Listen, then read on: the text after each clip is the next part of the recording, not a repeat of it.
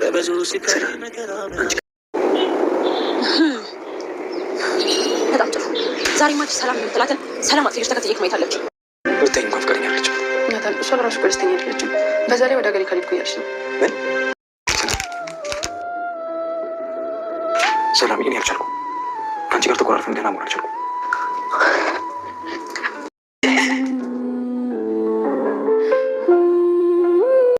ገዳይ አንቺ ነሽ። ገዳይ አንቺ ነሽ። እኔ ስለምትለው ነገር አላውቅም። ለክብሽ አስበሽ እንጂ ለናታ የምትጨነቂ ደስታ ይበልጥብሽ ነበር። እስኪ አንዴ እንኳን እንዴት እንዳዘነ ከኔ ከእናቷ ብትሽ የምትጨነቂ አትምሰይ ሮዛ። ወደ እዚህ ምን ይሰራል? ምን ይሰራል? ናታን የኔ ብቻ ነው የማንም ሊሆን አይችልም በማለት ናታን አበባ ገዝቶ ወደ ሰላም ጋር በሚሄድበት ሰዓት ሰላምን ዛሬ አውቃታለሁ፣ ናታን የሚገባበት ቦታ ገብቼ ዛሬ ሰላም የምትበላዋን ሰላም የነሳችኝን ማወቅ አለብኝ በማለት ማኪ ተከትለው ቢሆንም ነገር ግን ያሰበችው አልተሳካላትም። ሮዛ ናታንና ሰላም እንዳይለያዩ ብትፈልግም ነገር ግን የናታን እናት ሰላምን ለመጨረሻ ጊዜ ከዚህ እንድትሄጂ እፈልጋለሁ ውጪ ከቤቴ በማለት ልታሰናብታት ተዘጋጅታለች። ሰላምም እሺ ያልሽኝን አደርጋለሁ፣ ነገር ግን በቤተሰቤ ላይ ምንም ነገር እንድትሰሪ እንድትፈጽሚ አልፈልግም በማለት ሰላም ሻንጣን አስተካክላ ከቤት ለመውጣት ባለችበት ሰዓት ነበር ናታን ወደ ክላሷ የመጣ። ሰላም ጤና ይስጥልኝ ውድና የተከበራችሁ ተመልካቾቼ እንዴት አላችሁ? እግዚአብሔር ይመስገን በጣም ደህና ነኝ። በያላችሁበት ሰላማችሁ ይብዛ እያልኩኝ ለዚህ ቻናል አዲስ ከሆናችሁ ሰብስክራይብ እያደረጋችሁ ቤተሰቡን እንዲሁም ላይክ ሼር በማድረግ አበረታቱኝ። ሀሳብ አስተያየታችሁንም በኮሜንት አስቀምጡልኝ። ዛሬ ደግሞ ሮዛ ድራማ ክፍል 16ን ይዤላችሁ መጥቻለሁ። እስከ ቪዲዮ ፍጻሜ ድረስ አብራችሁ ይቆዩ። የናታን እናት እንግዲህ ናታን ከሰላም ጋር እንዲሆን አልፈቀደችም። አንዳንድ ጊዜ እኛ የምንፈልገውን ነገር ቤተሰቡ አይፈልገውምና አሁንም በሰላምና በናታን ላይ ያየነው ይሄንን ነው። ሮዛ ወንድሟንና ሰላምን አንድ ለማድረግ እየለፋች ቢሆንም ነገር ግን የናታን እናት በፍጹም አይሆንም እያለች ነው የምትገኘው። አሁን ላይ ሰላምንም እያስፈራራቻት ትገኛለች። ከዚህ ቤት እማትሄጂ ከሆነ እንዲሁም ደግሞ ልጅን የማትተዩ ከሆነ እመኝኝ እናትሽን ቤተሰብሽን እገልብሻለሁ እያለች ታስፈራራታለች። ሰላም አሁን ላይ ለመወሰን ተቸግራለች። ከዚህ ቤት ከሄድሽ አንቺና ናታን መለየታችሁ ነው፣ ስለዚህ እዚህ መቀመጥ አለብሽ በማለት ሮዛ ብትነግራትም ነገር ግን ሰላም ደግሞ ከዛ ቤት ካልሄደች የናታን እናት በቤተሰቦቿ ላይ አደጋ ልታደርስባት ትችላለች። ግራ ተጋብታ በመሀል ቤት በጭንቀት ትገኛለች። ናታንም አንቺ ታኮረፍሽ ጀምሮ እጅግ ሰላም አጥቻለሁኝ፣ እባክሽ ሰላምዬ ልታኮርፊኝ አይገባም በማለት ቢማጸናትም ነገር ግን ሰላም የእናቱን ትዕዛዝ እያከበረች ትገኛለች። ናታንም ወደ ሰላም ሄዶ ነበር። ምን አርገሽ ነው ግን ለምንድነው ያኮረፍሽኝ?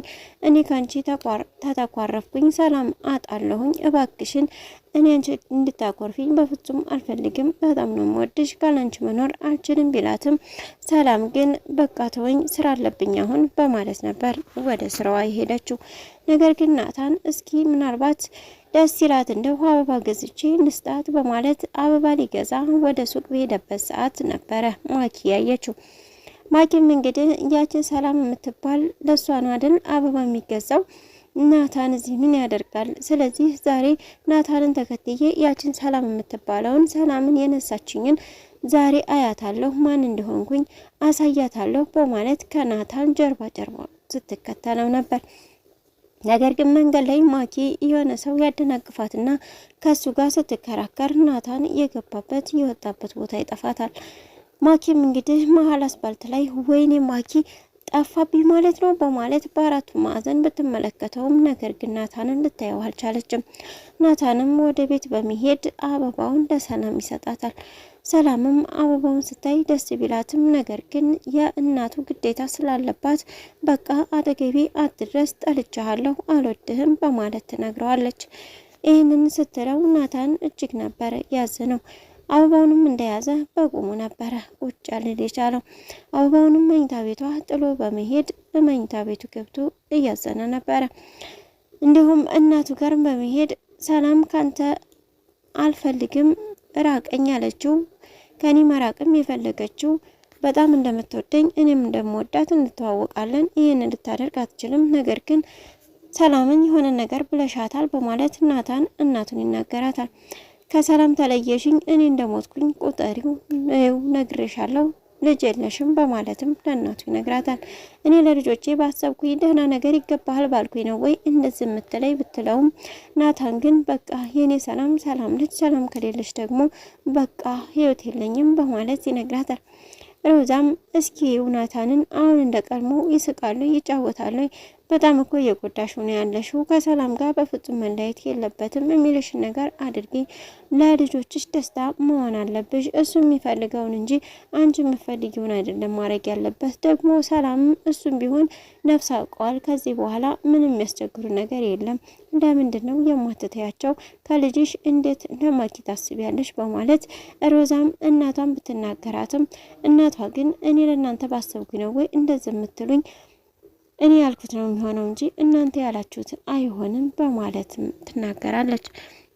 ማኪም በቲና ፍቅር ያበደው ልጅ ጋር በመሄድ መንገድ ላይ እናንተ ትገላችኋለች፣ ሮዛ ምግብ ልታቀርብ ልትወስድለት እንደሄደች ይች ልጅ ትገላችኋለች፣ አንቺንም ቲናንም ትገላችኋለች፣ እህት ይች ናት በማለት በእጁ እያመለከተ እያሳያት ነበር። ሮዛ ግን እሱን ስለፈራችው ወጣ ብላ ልትያት አልቻለችም። እሱ ግን እያባረራት ማኪን እቤት እስከምገባ ድረስ ነበረ።